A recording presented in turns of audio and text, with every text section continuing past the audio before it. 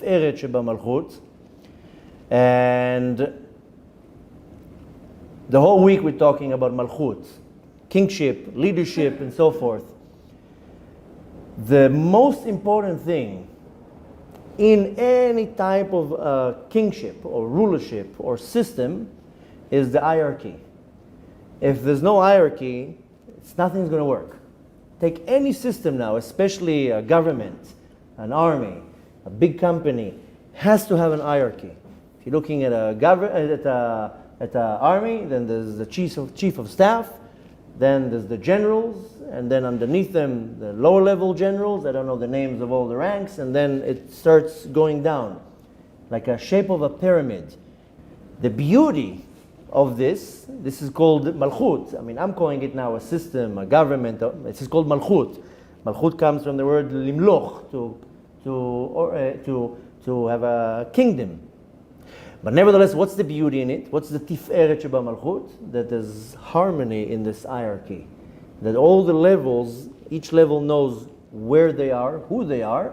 They know there's something above, they know there's something below, but the change of information is done in a nice flow, a nice harmony. This is in theory, because in our world, you're barely going to find that. Not in the army, not in governments, not in anywhere. But that's the yofi, this is the beauty, the Tiferet of Malchut. That all the levels, in a very beautiful harmony, they're communicating. That's how it has to be.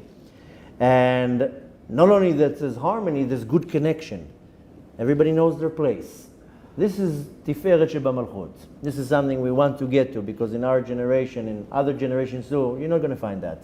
Not in an army, not in a government. Everybody wants to destroy each other. Nobody's working in a nice way.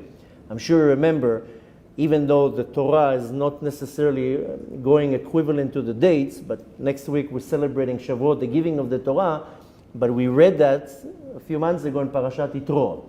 In Parashat Yitro, if you remember, we got the Torah, and there's a story there that Yitro, the father-in-law of Moshe Rabbeinu, comes to the desert, and he sees Moshe Rabbeinu sitting there all day long, and people are bombarding him with questions, and he doesn't even have time to go and eat. And at some point, Yitro tells him, you're going to get washed out. How about you appoint levels?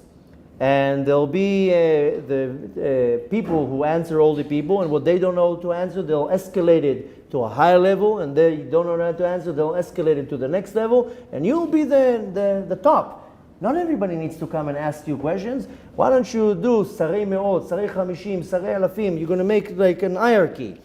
And then the first line of questions, they come to the first people. They don't know, they'll move it on, they'll escalate it.